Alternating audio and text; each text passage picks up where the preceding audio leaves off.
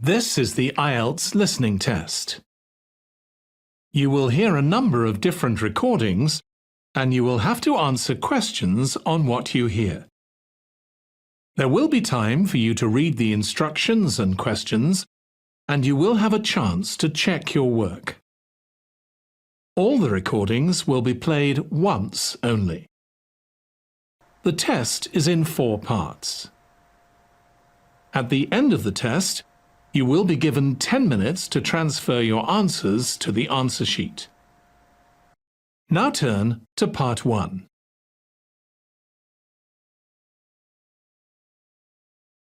Part 1. You will hear a conversation between a guest and the receptionist at a hotel. First, you have some time to look at questions 1 to 5.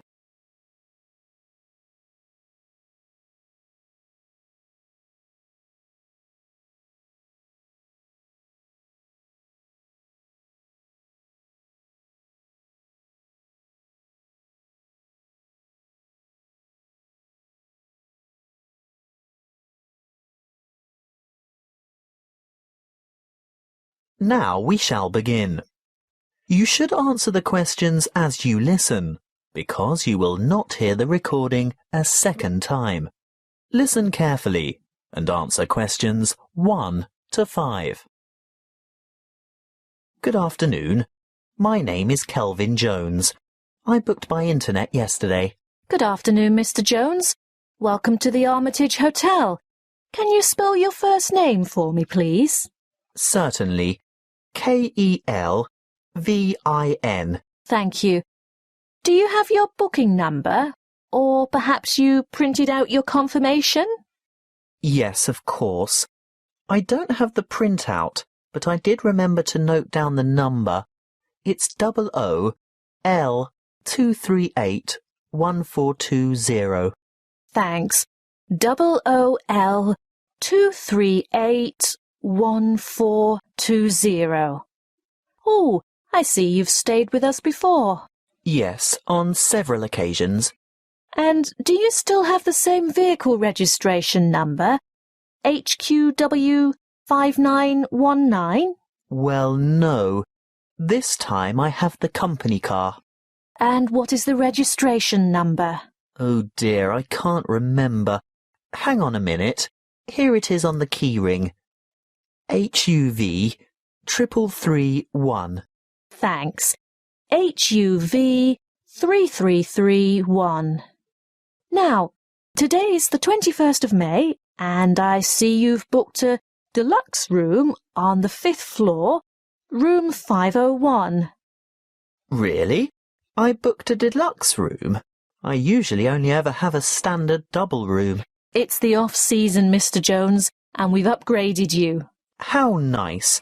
And what does the deluxe room have? Is it as good as a suite? Almost. It has all the usual, plus a spa bath, fully stocked bar fridge, a king-size bed, and a balcony. Is there a view from the balcony? Yes. Is that a view of the bay? Yes, and a glimpse of the Blue Lagoon as well. Very nice. I hope it'll be warm enough to sit out there. We can't guarantee the weather, Mr. Jones, although we do try to make your stay as comfortable as possible. Thank you.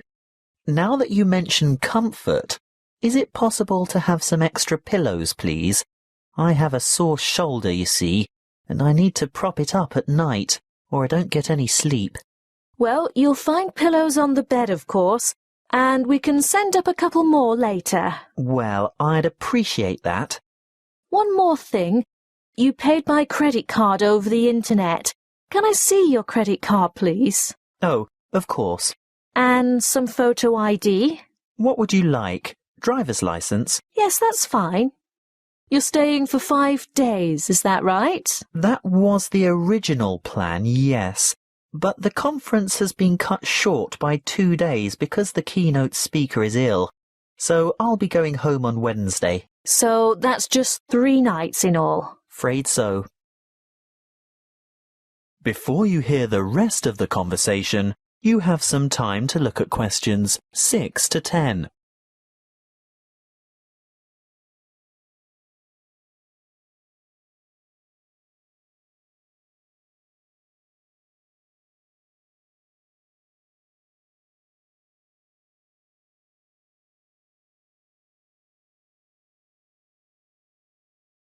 Now listen and answer questions 6 to 10.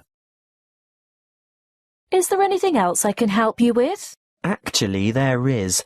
The conference is in a building called Chancery Chambers, but I don't have any idea how to get there. Oh, that's the funny-shaped building on the corner of King and Richard Streets. It's quite straightforward, really, and only a few minutes' walk. Look, I'll show you on this map. Good. A map. I like to follow a map if possible. Right, well, step out the front entrance of the hotel and you're on Hobb Street. Head south on Hobb Street towards Gorse Lane and take the second on the left onto Vickers Street West. Go all the way down the hill past the Mexican Cafe on your left, the Rebel Hostel on your right, and the big church on the corner of Allen Street. Oh, I think I know the one. It has a huge steeple. Yes, you're right. When you get to the bottom of the hill, you'll have to cross over the main street. What's the name of the main street? Mill Street. Mill Street. Ah, yes, there it is. Cross the main street and continue on to Vickers Street East. There's a big bank next to a bookshop on the corner. Go up the hill towards the entrance to the park. I've heard it's very beautiful. Oh, yes. Well worth a look when you've got some free time. Anyway, don't go in the park. Turn left into Kitchen Street.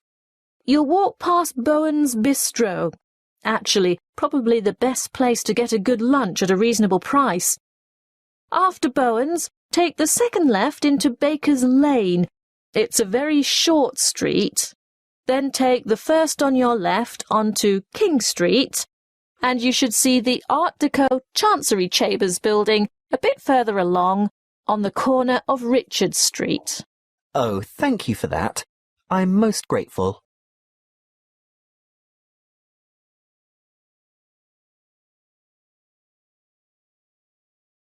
That is the end of part 1. You now have 1 minute to check your answers to part 1.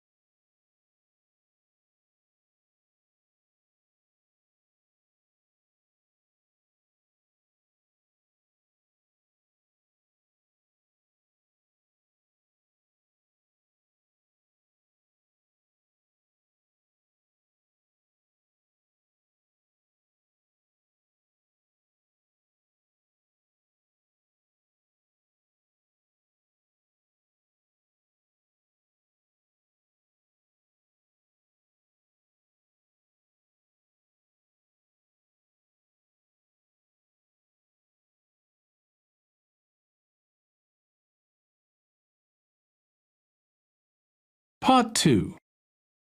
You will hear a recorded message by an employee of an investment society giving information about savings and investment options. First, you have some time to look at questions 11 to 13.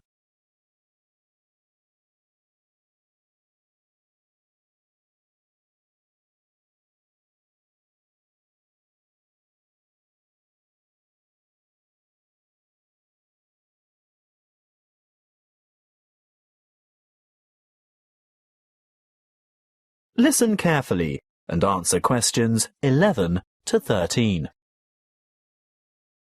Welcome to the information line of the State Investment Society.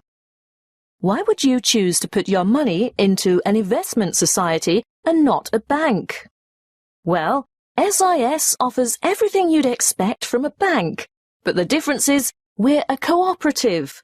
We're 100% owned by our customers, people like you, and that means we always put your best interests first. You won't see our profits going into large foreign-owned finance corporations. No, you'll see them coming back to you and your local community. As a cooperative, we work hard to keep our fees competitive and absolutely minimal. Even better, we can advise you about ways to avoid fees. Here are some suggestions. Firstly, We recommend you carry out as much of your personal banking as possible with us. We won't charge account fees unless your account becomes inactive for some reason. See? No unnecessary fees. Secondly, if you maintain certain minimum account balances, you won't have to pay any transaction charges for transferring money between any accounts that have the same customer number, although there may be some service charges that apply, such as the establishment of automatic payments. So, how can we help you? Before you hear the rest of the talk, you have some time to look at questions 14 to 20.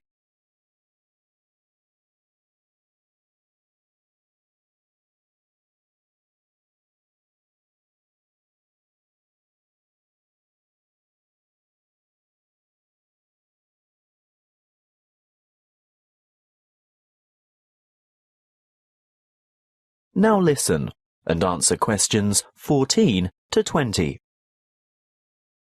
Let's look first at savings options. We can give you 3 options. Our internet account earns you interest from your very first dollar deposited. You don't have to maintain a minimum balance, and you earn a good interest rate from the start. Interest calculated daily and paid into your account monthly. You always have immediate access to your money by using the internet, text or telephone banking. What's more, there are no account or transaction fees.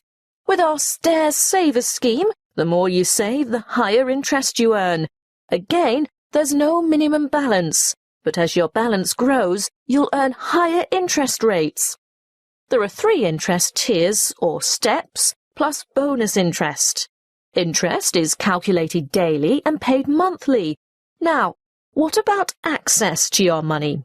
You are free to make as many withdrawals as you like, but if you restrict them to 1 a month and your balance increases over that month, then you'll earn that bonus interest. With our simple saver scheme, access is available anytime and we don't impose penalties for withdrawals. This scheme has 1 interest rate, no minimum balance, and interest is calculated daily and paid annually at the end of the financial year, the 30th of June. So, you can see that savings accounts are ideal if you're starting from scratch. Do you know you can open a savings account with as little as $10? They're usually the best choice for short-term financial goals. For the longer term, we recommend some kind of investment account.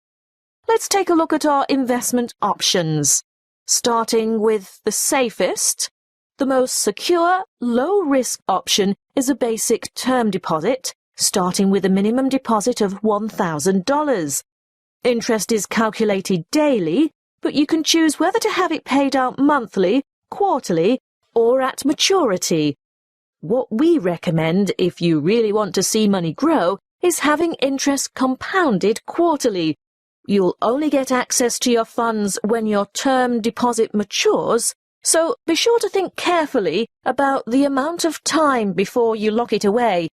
It could be anything from 6 months to 5 years. Bonds are generally a longer commitment, but they may bring better rewards in the future. There is a minimum deposit of $5,000 and interest is calculated daily. You may choose to have interest compounded quarterly or paid out quarterly.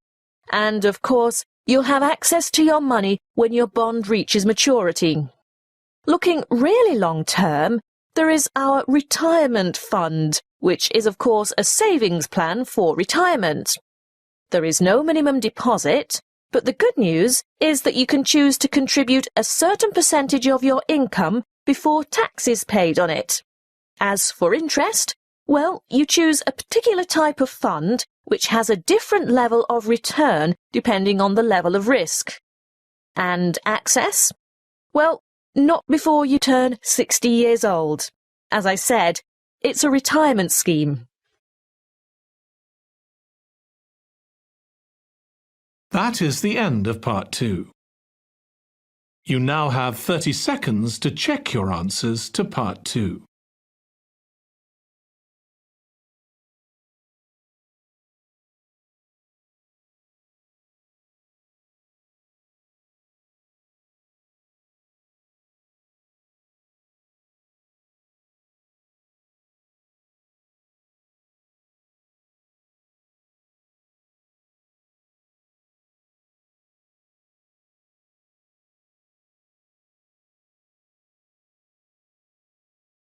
Part 3. You will hear two students discussing a science project. First, you have some time to look at questions 21 to 25.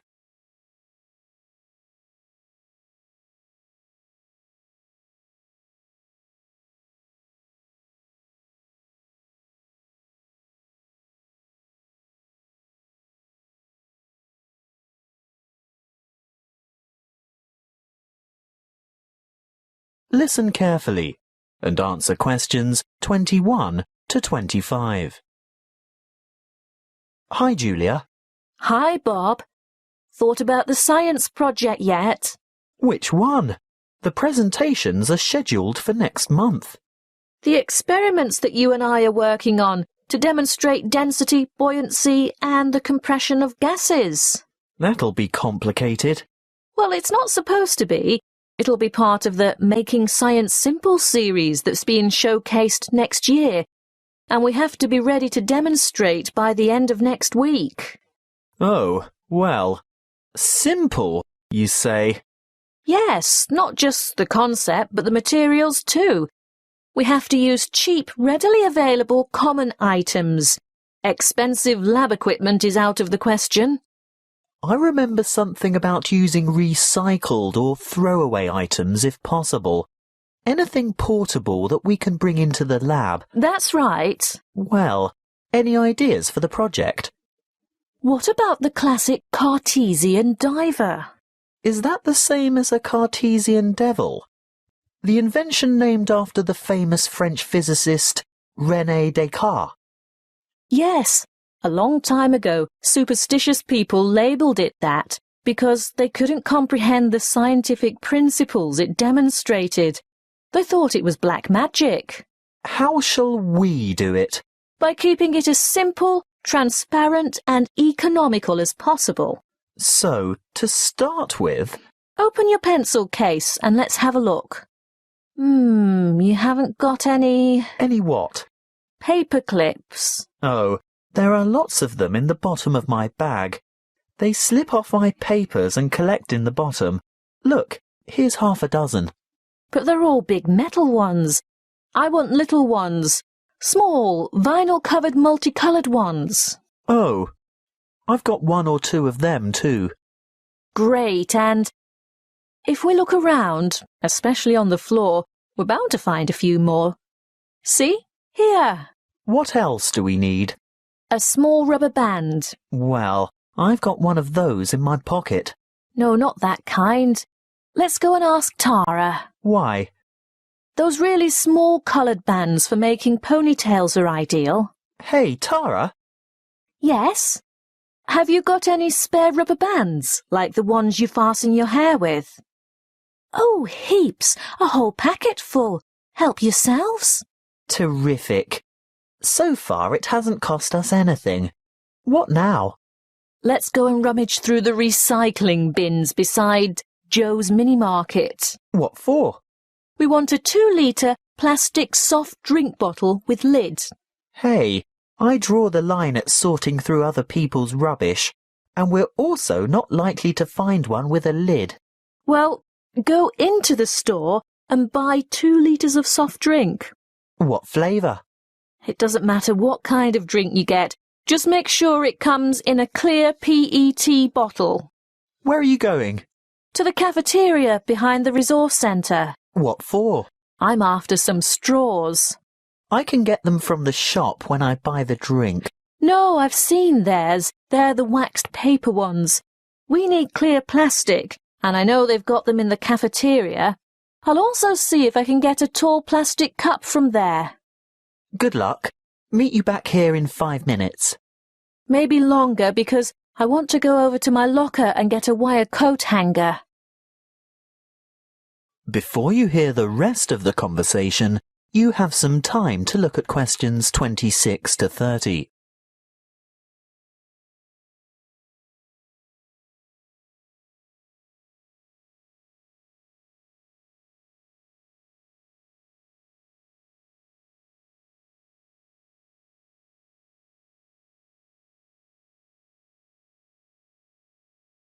Now listen. and answer questions 26 to 30. Right. Have we got everything now? I think so. I've got extras of most things, so don't worry if this doesn't work first time. OK. Assembly. Step 1. Take a straw and fold it in two. No, not like that. These plastic ones are quite hard to fold. Try pinching it in the middle. That should make it easier to bend. You may even have to bite it, but not too hard. You want a sharp crease, but you don't want to break it. How's this? Good. Now, second step. Wrap a rubber band several times around the ends to hold them together. Then? Add weight to the diver. So, this straw is the diver? Yes. See how I'm pulling the outside end of a paperclip out a bit? Now, hook the part I bent out into the rubber band that's holding the straw together. No, not that way. It'll fall off. That's right. Turn it over. Now, hook 2 or 3 more paper clips on. It's hard to say how many we'll need. The idea is to get the diver to be almost all the way submerged, but not quite. We can put it in this tall cup of water to test it. What do you think? Too buoyant? Add another paperclip? I think so. OK, on to the next step. Have you got the empty bottle? Not quite. What do you mean? Well, it's not quite empty. Pour some into this cup for later. Good. Now, fill the bottle with water all the way to the top, and we'll gently lower the diver in. Great. Now put the cap back on. And then? The final step is the demonstration of our experiment. You will see that when I squeeze the bottle, the diver sinks, and when I let it go, the diver rises. When you squeeze, the air bubble trapped in the straw compresses and the water rushes in, making it heavier, so it sinks. And the reverse happens when you release the bottle. What's the coat hanger for? Oh, that. If our experiment didn't work the first time and our divers stayed on the bottom, we'd have had to fish it out with a piece of wire or a hook of some kind. It's best to be prepared. That is the end of part 3. You now have 30 seconds to check your answers to part 3.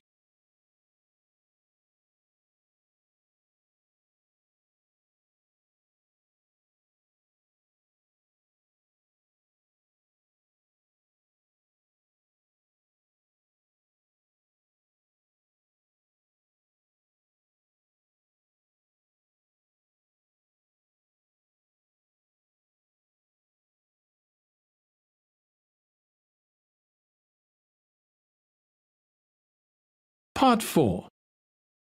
You will hear a lecture on volcanic activity and its effect on the atmosphere. First, you have some time to look at questions 31 to 40.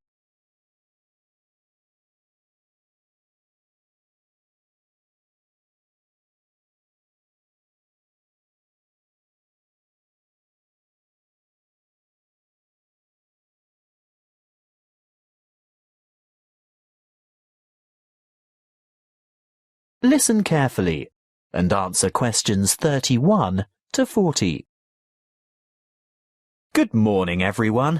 In these environmental science lectures, I guess you're all used to hearing about global warming. Well, I'm here today to talk to you about one particular volcano and its effect of global cooling. I'll begin by going back a little bit in time. Towards the middle of 1991, the second largest volcanic eruption of the last century occurred in the Philippines, not far from the capital city, Manila, on the island of Luzon. Mount Pinatubo belongs to a chain of volcanoes in the area, and this was by no means its first eruption. There is evidence of eruptions from approximately 500, 3,000 and 5,500 years ago. The events of the 1991 Mount Pinatubo eruption began in July 1990, when a magnitude 7.8 earthquake occurred 100 kilometers northeast of the Pinatubo region. The sleeping giant was reawakened, but few people had any idea of what was in store for them.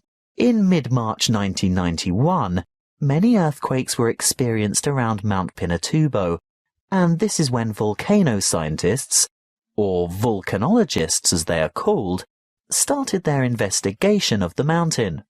Before the disaster, thousands of people lived in very close proximity to the mountain, and on April 2nd, small explosions from vents near the crater dusted their villages with ash.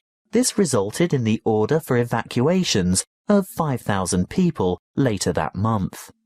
Earthquakes and explosions continued to harass the residents, and on June 5th, a Level 3 alert was issued for 2 weeks because of the possibility of a major eruption. However, the appearance of a large amount of lava protruding from the mountain on July 7th led to the announcement of a Level 5 alert on June 9th, indicating an eruption in progress. An evacuation area within 20 kilometers of the volcano was established, and this time 25,000 people were evacuated. On the following day, Clark Air Base was evacuated, and the danger radius was extended to 30 kilometers from the volcano, resulting in the total evacuation of 58,000 people. On June 15th, just after midday, the eruption of Mount Pinatubo commenced and lasted 9 hours, causing numerous major earthquakes due to the collapse of the land at the top of the mountain and the creation of a huge caldera. What's a caldera, I hear you say? Well, it's obvious really. With a huge eruption such as this, where enormous amounts of material have exploded into the air, the summit falls into what is now an empty chamber, and thus forms a large crater. As luck would have it, as the eruption was taking place, a tropical storm was passing just to the northeast of Mount Pinatubo, bringing a lot of rainfall to the area. The dust and cinders that had been thrown up into the atmosphere combined with the water vapor from the storm to cause a rainfall of tephra that fell across the whole island of Luzon. Most of the people who perished during the eruption did so because of the weight of the ash collapsing roofs and killing the occupants of the houses. If it hadn't been for that passing storm, the death toll would certainly have been much lower. But that's not all. Besides the ash, Mount Pinatubo expelled between 15 and 30 million tons of sulfur dioxide gas. Can you guess what happened next? Yes, the sulfur dioxide mixed with water and oxygen in the atmosphere to become sulfuric acid, which is a major contributor to ozone reduction. The eruption plume from Mount Pinatubo reached high into the atmosphere, attaining an altitude of 34 kilometers, and the resulting aerosol cloud spread around the Earth in 2 weeks and had covered the planet within a year. During the years 1992 and 1993, the ozone hole situated over Antarctica reached an unprecedented size. The cooling effects of this cloud over the Earth were remarkable. It reduced global temperatures considerably. In the United States, for example, we experienced our 3rd coldest and 3rd wettest summer in 77 years during 1992. That is the end of Part 4. You now have 1 minute to check your answers to Part 4. That is the end of the listening test. In the Ielts test, you would now have 10 minutes to transfer your answers to the answer sheet.